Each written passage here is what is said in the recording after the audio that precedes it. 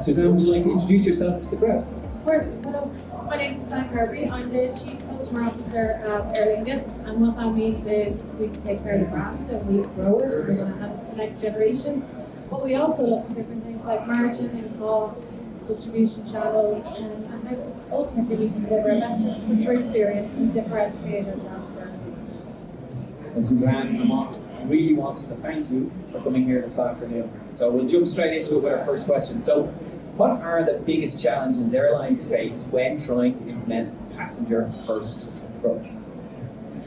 So, with being an airline, we're bringing customers to different destinations that many other people can do. But obviously, being an airline, our margins are particularly thin.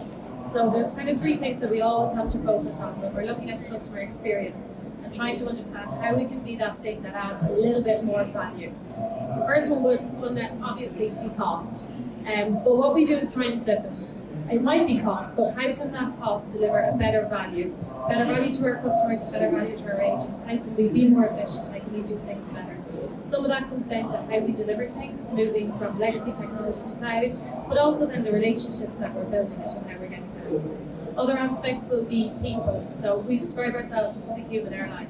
That's how we create a connection with our customers. But it's very easy to just empower your people and go off and do that. We actually invested over the past 3 years in what we call our customer first training module. We're over 3,000 of our customer-facing colleagues, which is about 70% of our workforce, go through a training session where they get to understand who we are as an airline and what we stand for. They understand our values, they bring it to life, and that allows them then to bring consistency in how they come to work every single day. And that consistency then allows them to empower and deliver.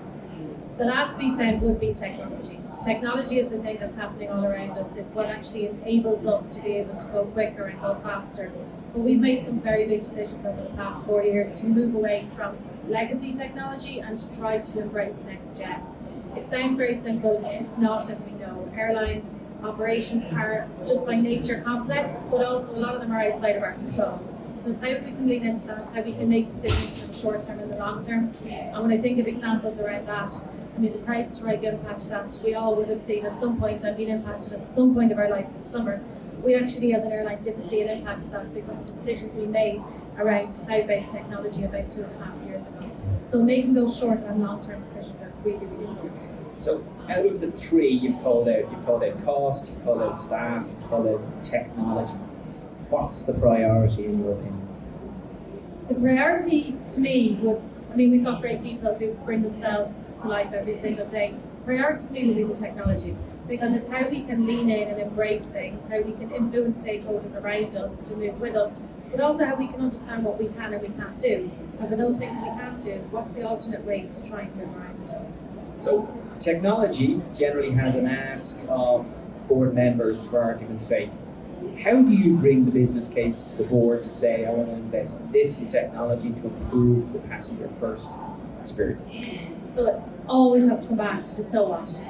It's the so what for efficiency, what it does to our people, how it allows them to be proud of the brand but also be more efficient in their everyday work, how it differentiates us as a brand, so ultimately how do we get customers to come in and spend more money, be more sticky to us and whatever it might be. So we always come back to that value realisation, all that output based, and it has to track back to an end to our NPS, CSAT, what are you talking about there? Yeah, so when we look at NPS, what we do is we actually track things back to propensity to purchase, because that is ultimately how it is. We're very proud of the NPS that we have in Aer Lingus, but it has to mean something. It has to be a reason to choose us again and again and again. So there's a lot of work that we have underway as regards collecting the data, collecting the insights around it and trying to understand what that means. I think we'll talk about insights in a second as well. So, second question, what role does technology play in enhancing the passenger first experience? So technology can enable us to do so much, but if we also have to be careful that the customer experience is driven by our brand strategy, our brand vision, and technology is what actually allows us to enable it. If we think of how we use technology to differentiate, it's things like personalised experiences. When someone engages with your app, do they see the things that's actually relevant to the journey they have upcoming? We've actually made some changes to our app recently. We got our app rating score up and was in a position that we really wanted to improve upon it by simple things. Make it super simple to check in. It needs to be less than a minute. People are time sensitive when they're heading to the airport. They don't want to be looking at anything twirling around. So focusing on that consistently and trying to work through some of them has really led to some change. But at the same time, you need to be able to personalise it somewhat. So when I think about personalisation, it's all about relevancy. We've started an initiative called Customer 360, where we are collecting together all of the data that we have on our customers and trying to use that to mold more relevant messages. Not always about selling. Sometimes it's, we appreciate you're just after coming through a difficult disruption. We're going to not try and sell you a flight. We're going to link you with our brand, and we'll be back on that at a later time. But also then, a couple of weeks ago, we launched our first ever Avios Only flight. So knowing the customers we could target with that message, which led to it selling out in just under 3 hours, and those members really feeling like they were getting value in the Avios packages that we have. So mobile biometrics, I mean, no one wants to wait in the queue. So biometrics is where we're going to try and focus on going forward, which gets you right into the customer journey through the airport. So a lot of, over the last 24 hours, there's been a lot of talk around how you get that entire expectation management for a customer. So, you know, Gen Z, for argument's sake, are talking about the experience that they have with Nike.com over to Amazon.com and to Aerlingus.com. How would you manage those expectations with Gen Z? You can look at them and go, oh, we'll never get there, or you just got to lean in. Ultimately, Gen Z, nobody wants to wait. And that's where we kind of put one of those principles as to how we're trying to address some of it. So if I think of our call centre, it's things like chatbots, but it's also things like automation sitting behind it. In the past, our call centre agents would have had to access, I think it was about 18 applications on the possibility to make a small change for a customer. That's a customer sitting on the end of the line who's waiting for 18 applications to work through and open up. Make it quicker and simpler for them. So bringing that automation and chatbot technology into it, but also understanding what their needs are and what they're going to be, and allowing that to kind of ideate and evolve the products that we're developing. I think a part of that then, and we talked about this in a prior session about engaging staff in Amazon Connect to ensure that they're brought in to being able to deliver those particular solutions. What was part of the training around the staff side of things for Amazon Connect and making sure that they were brought into using those AI solutions? So it's really important that we know the solutions that we want to get to.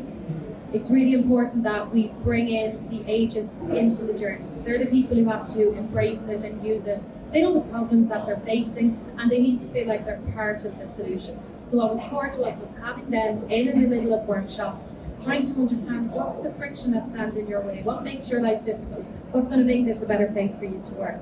But then also bringing in third parties, because we don't know it all, we know what we know about our airline world. So how can we work together then as kind of a three-way team to try and make sure that we're addressing the outcomes that we're trying to achieve.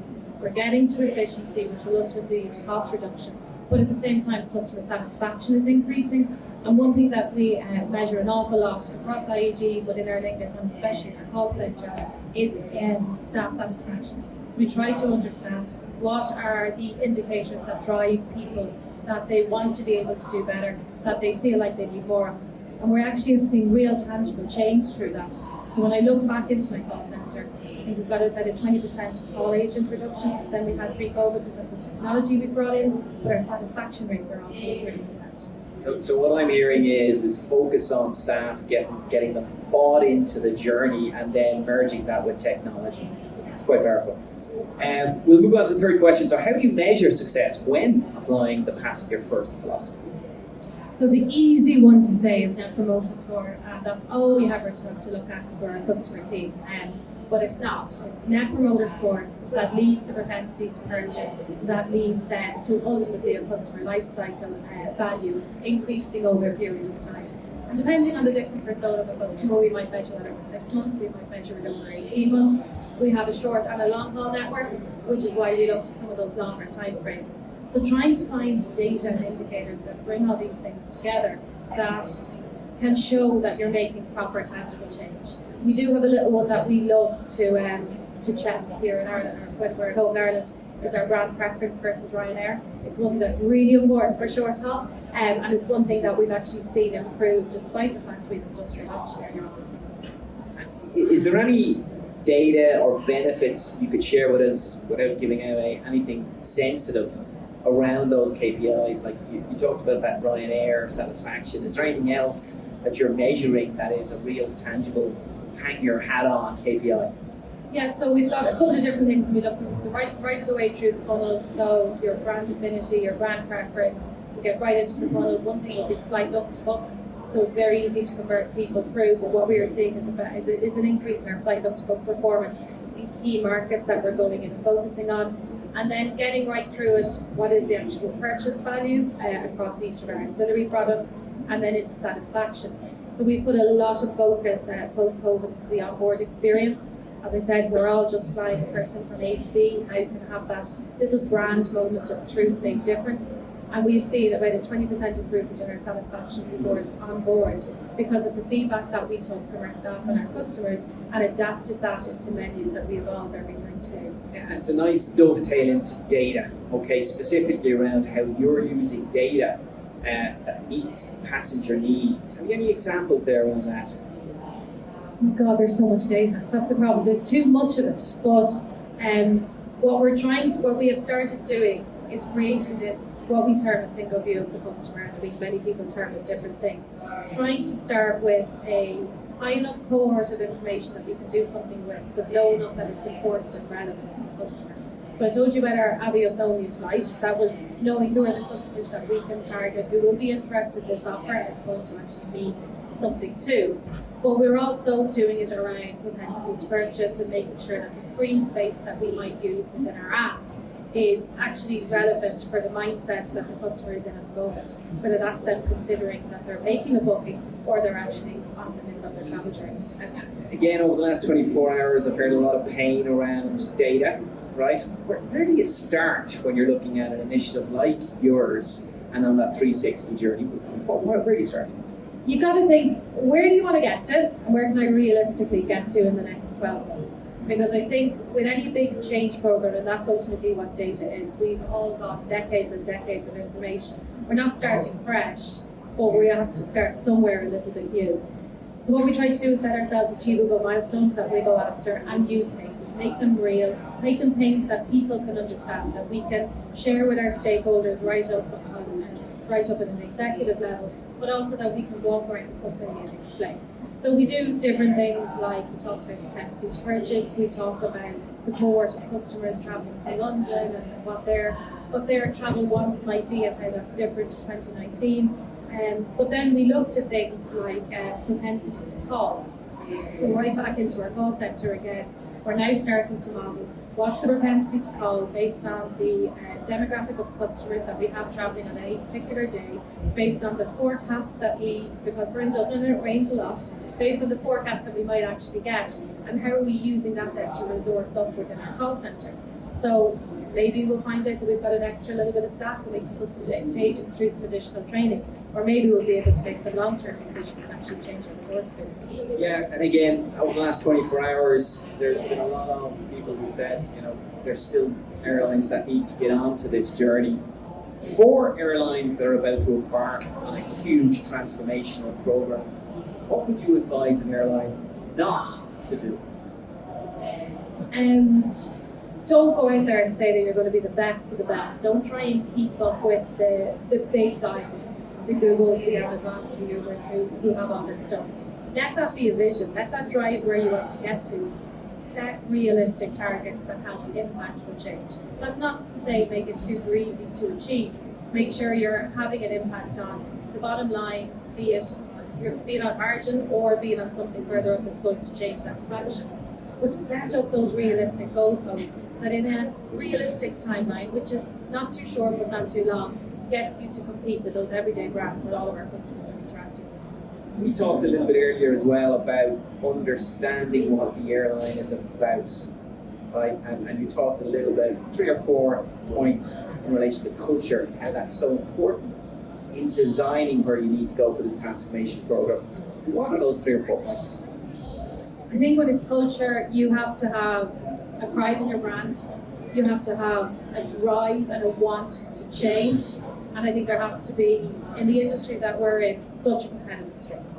You have to want to be able to stand out for something a little bit different. And I think particularly for me, I've been at Aer Lingus quite a while, the brand is something that I just want to be able to propel and hand on to the next generation for the next 80 odd years for the other next people to take care of. That's kind of one of the tangible examples that we try to think through. Susanne Carberry, thank you very much. Thank you, John.